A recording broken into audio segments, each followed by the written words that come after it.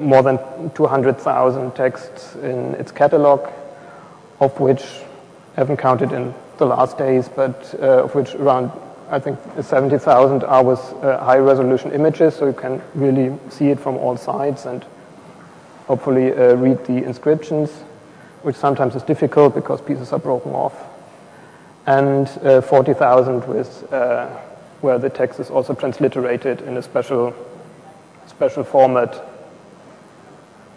that can be read by the scholars. So this is the project website. The project is jointly developed by the University of California, Los Angeles, and the Max Planck Institute for History of Science. And so you have a web form for searching, which also enables full text search in the transliterations, and a search with the normal catalog stuff, which is what most of the scholars were used to.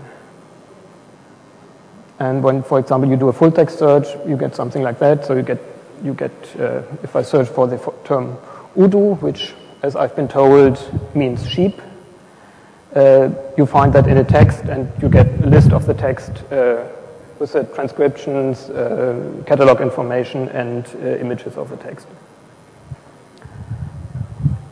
If you're looking on a single text, you also have a big image of the text and a lot of the catalog information. And another thing which was started quite early in this project is that they also have an electronic journal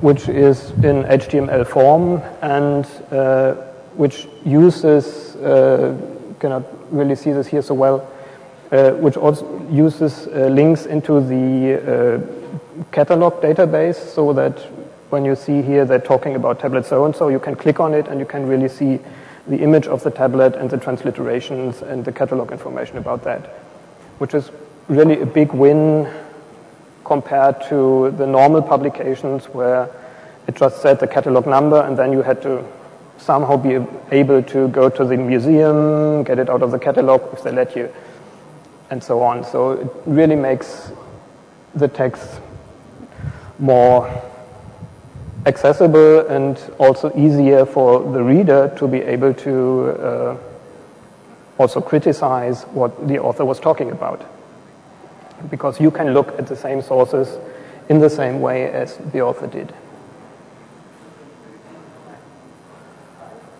So another project is the Virtual Laboratory of Physiology, which it was called.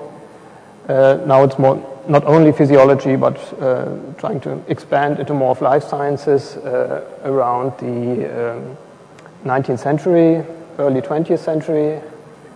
We had a first version created or thought up in 1997 and an online version since 2001.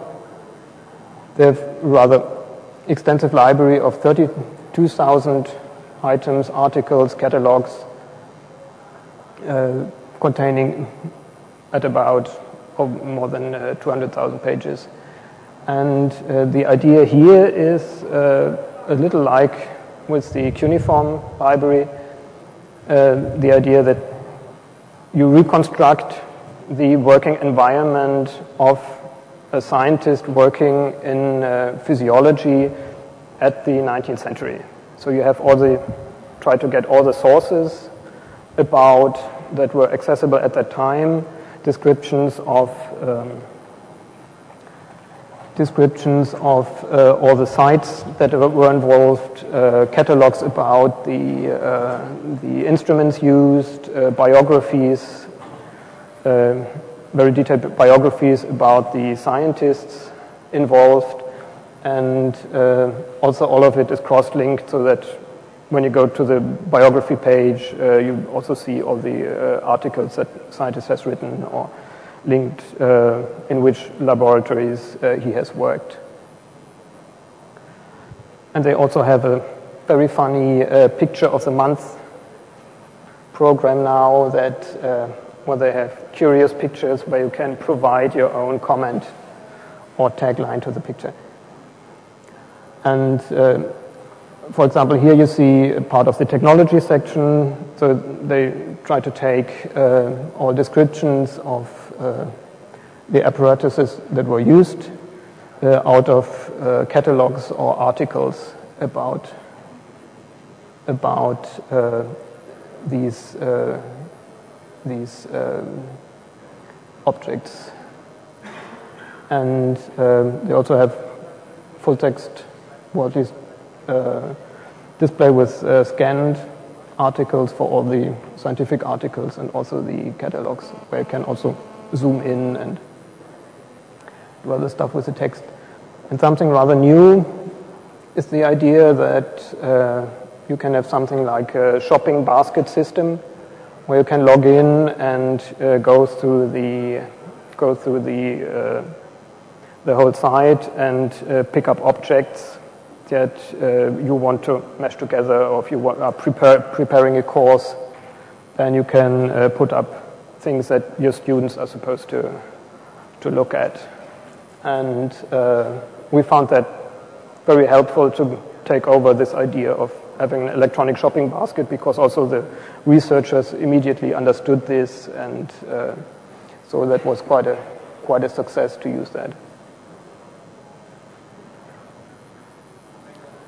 So another older project, so these are ones where I would say that are on a good way and are developed using open source technologies and open access material.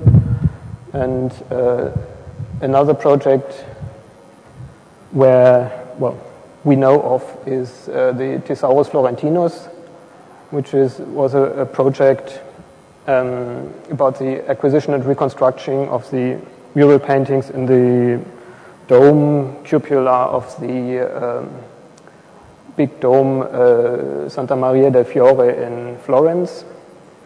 So they took tens of thousands of photographs before, during, and after the reconstruction, and had a big computer system and software to interlink, and because it was a dome, also project all the images. And people always told me that it's a really stunning system where 20 or 30 people put in data for almost 10 years.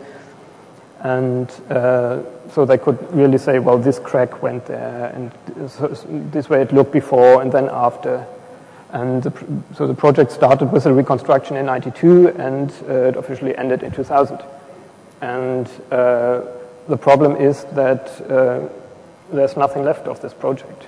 So as far as we know, all the data and the database, the handwritten database, is on a single RS6000 computer in Florence, and which is, as far as I know, not connected to the internet, and because it's their own handwritten database and image format and all of that, it's not even possible to get the data out, and which is quite a shame. And we spoke with some people of the municipal side. There were also one company, Intech, that did the development, and now they're in medical imaging and called differently. And they said, well, what can you help us get out the data in some format so we can present it on the internet or do something else with it?